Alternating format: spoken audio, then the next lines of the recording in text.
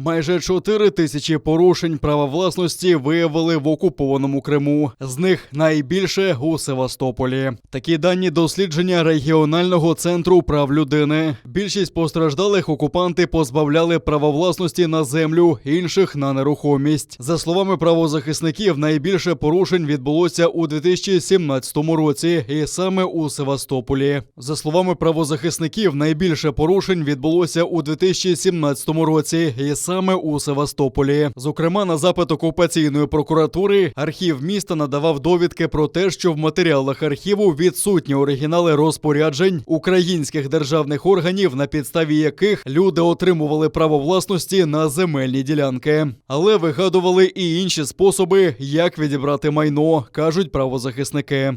Вони уклали договір з приватною юридичною компанією, який передбачав подання щонайменше 2500 позовів проти фізичних осіб, власників земельних ділянок.